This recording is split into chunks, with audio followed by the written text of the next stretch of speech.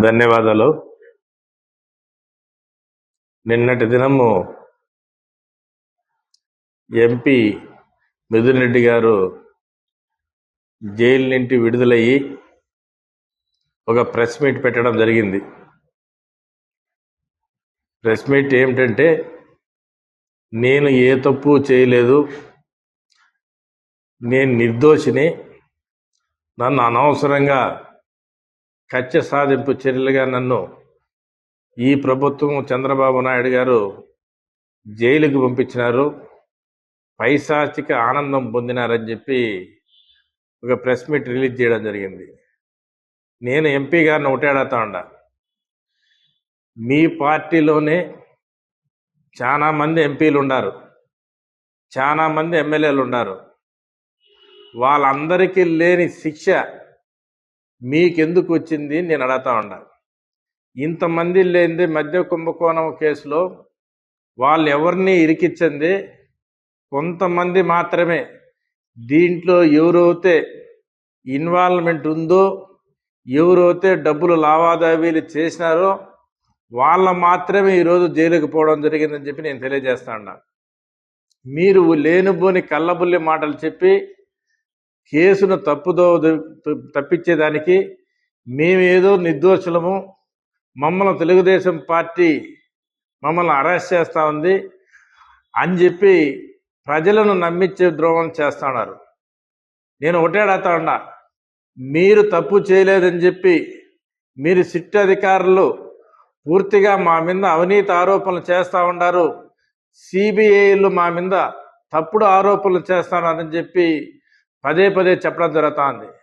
అయ్యా ఎంపీ గారు, నేను ఒకటే అడుగుతా ఉన్నా, మీరు తప్పు చేయలేదని మీ మనస్సాక్షిగా మీరు ఎక్కడైనా వచ్చి దేనికైనా నేను తప్పు చేయలేదు, నేను ఈ మధ్య కుంభకోణంలో నా హస్తం లేదు అని చెప్పి మీరు చెప్పగలుగుతారా ధైర్యంగా అని చెప్పి నేను ఒకటే అడుగుతా ఉన్నా. మీ మనస్సాక్షికి తెలుసు, ఆ రోజు మీరు చేసిన పొరపాటు తప్పుని మీకు తెలుసు.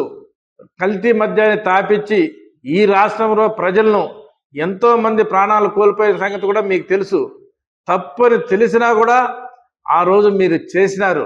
ఎందుకంటే మీకు అంత పెద్ద ఎత్తున మీ నాయకుడు అండలు ఉన్నాయి కాబట్టి వాళ్ళ ప్రోద్బలంతో మీరు తప్పు చేసింది వాస్తవమే అని చెప్పి మేము తెలియజేస్తున్నా.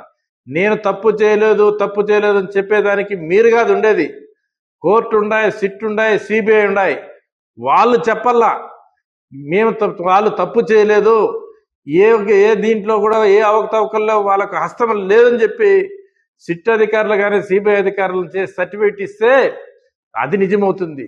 మీ అంతకు మీరే సెల్ఫ్ డబ్బాలు కొట్టుకుంటూ మేము తప్పు చేయలేదు అని చెప్పి చెప్పుకుంటున్నారు. అదే చెవిరెడ్డి భాస్కర్ రెడ్డి కూడా అదే చెప్తా ఉన్నాడు. ఏమంటే నేను మద్యం మా నాయన కాల నుంచి మా తమ్ముళ్ళ కాల నుంచి మద్యం దోలికి పోలేదు, వాళ్ళు మద్యం తాగి చనిపోయినారు కాబట్టి నాకు ఒక మద్యం అంటే భయము, దాని జోలికి పోలేదు అని చెప్పి పదే పదే చెప్తా ఉన్నాడు. నువ్వు మద్యం జోలికి పోలా, మద్యం నువ్వు తాగలా, మద్యం నువ్వు అంటుకోలా, కానీ మద్యంలో వచ్చింది డబ్బును నువ్వు లావాదేవీలను ఎక్కడెక్కడ ఇన్వెస్ట్మెంట్లు చేసి ఎక్కడెక్కడ నువ్వు మీ పెద్ద నాయకులకు పంపించింది వాస్తవం అని చెప్పి నేను తెలియజేస్తా ఉన్నా. ఇది వరకైనా అన్నీ తెలుసు, ఇవన్నీ కూడా ప్రజలు అన్ని గమనిస్తూ ఉన్నారు. మీరు ఎన్ని కళ్ళబొల్లి మాటలు చెప్పినా ప్రజలు నమ్మే పరిస్థితుల్లో లేరు.